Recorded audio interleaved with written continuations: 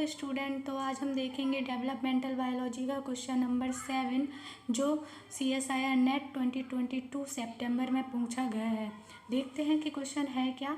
Which one of the following floral mutant shows the pattern sepal petal petal repeated several times. ठीक है, तो ये कह रहा है कि ये वाला जो पैटर्न है वो रिपीट होता है several times, sepal petal petal जिनमें म्यूटेशन हो गया है। तो इनमें से कौन सा ऑप्शन सही है। ठीक है, तो देखिए ऑप्शन है क्या। ऑप्शन है एगोमस, बी है एपिटाला 1, सी है एपिटाला 3 एंड डी है पिस्टिलाटा। ठीक है, तो थोड़ा सा इसका एक्सप्लेनेशन देखते हैं कि क्या है। एक्सप्लेनेशन यहाँ पे एक्सप्लेनेशन जो ये वाला क्वेश्चन है वो प्लांट डेवलपमेंट से आया हुआ है। वैसे इसका सबसे थोड़ा सा डिटेल में पढ़ेंगे तो ये प्लांट फिजियोलॉजी का क्वेश्चन बनता है, मतलब उस पार्ट में ज़्यादा है। प्लांट फिजियोलॉजी में ये वाला जो डिटेल में बताया गया है उससे पढ़ेंगे तो ज़्यादा आप क्वेश्चन सॉल्व कर पाएंगे। डेवलपमेंटल बायोलॉजी में तो इसका बहुत कम पार्ट है। ठीक है, तो देखते हैं कि एक्सप्लेनेशन है क्या। ABC मॉडल से आया है ये वाला क्वेश्चन। तो ABC model of floral development ये 2 टाइप का होता है। फर्स्ट है फ्लोरल स्टेम आइडेंटिटी जीन और सेकंड है फ्लोरल ऑर्गन आइडेंटिटी जीन। तो ये टाइप्स होते हैं इसके। इसमें ए है लीफी, बी है एपिटाला और सी है कॉलीफ्लावर। इसमें कॉलीफ्लावर 3 जीन प्रेजेंट होते हैं। ठीक है, लीफी, एपिटाला और कॉलीफ्लावर। ठीक है, अब नेक्स्ट देखते हैं फ्लोरल ऑर्गन आइडेंटिटी जीन में जो जीन प्रेजेंट होते हैं वो कितने टाइप के होते हैं। वो होते हैं 5 टाइप के जीन। ठीक है, एपिटाला 1, एपिटाला 2 और एपिटाला 3, पिस्टिलाटा अगेमस। ठीक है, कितने 5 टाइप के जीन प्रेजेंट होते हैं जो ABC मॉडल में वर्क करते हैं। और फ्लावर होता है उसे आइडेंटिटी देते हैं। ठीक है, कि कौन सा पार्ट क्या बनाएगा, ये वाली आइडेंटिटी कौन सी, ये जीन देते हैं। तो देखते हैं आगे क्या हुआ। आगे क्या है, आगे है कि ये जो एपिटाला और एपिटाला 1, एपिटाला 2 है, ये जीन फॉर्म करता है। ठीक है, आगे एपिटाला 3 और एपिटाला पिस्टिलाटा, एपिटाला 3 और पिस्टिलाटा B जीन को बनाते हैं और एगेमस और C जीन को बनाते हैं।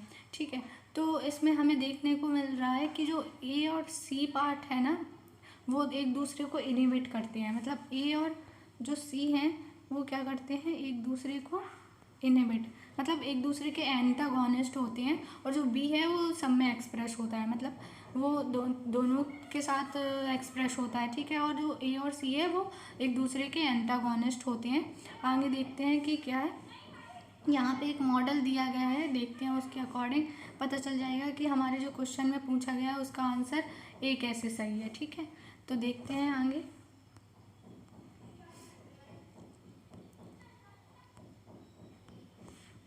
आगे 4 रोल होते हैं फ्लावर में, sepal, petal, stamen and carpel. जो क्या, सेपल्स कैलिक्स को बनाता है, पेटल्स कोरोला को, स्टेमन एंड्रोसियम को और कार्पल गायनोसियम को। ठीक है, तो कितने रोल होते हैं, 4 रोल होते हैं। तो यहाँ पे ए जीन है वो सेपल्स को बनाएगा, फिर A और B जीन है वो पेटल्स को बनाएंगे।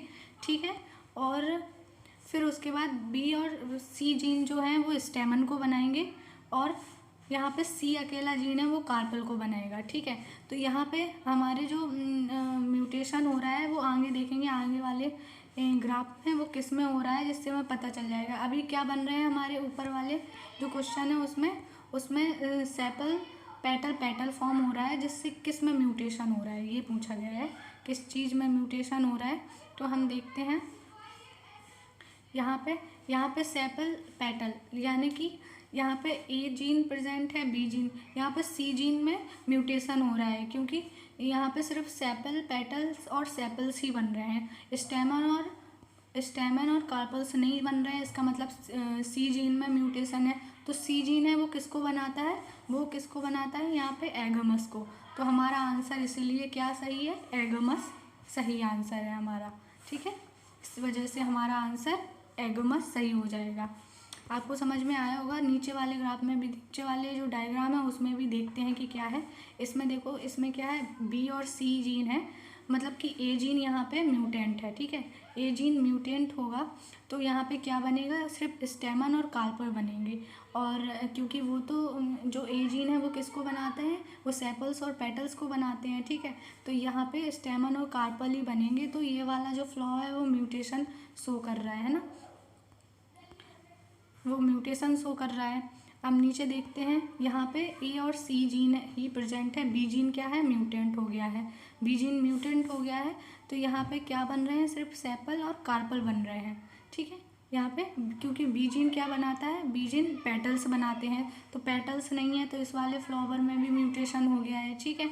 अब नीचे देखते हैं, यहाँ पे बी ए और बी जीन ही है, सी जीन म्यूटेंट हो रहा है, तो ये हमारे जो क्वेश्चन से मैच कर रहा है, ठीक है। यहाँ पे बी जीन ए और बी जीन ही है, सी जीन म्यूटेशन हो जाता है तो क्या बनता है, सेपल पेटल और पेटल सेपल, ठीक है। ये वाला सीक्वेंस बनता है अगर सी जीन म्यूटेंट हो जाता है। तो यहाँ पे सिर्फ क्या पेटल्स ही बनेंगे, यहाँ पे ये सिर्फ फ्लावर की एंड्रोसियम गाइनोसियम जो है वो कार्पेल वो तो बनेंगे ही नहीं, ठीक है।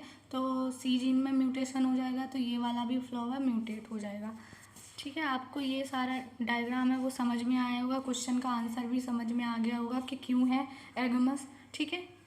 तो अगर आपको इतना सब समझ में आया है तो प्लीज़ इसे लाइक सब्सक्राइब ज़रूर करना। Thank you so much.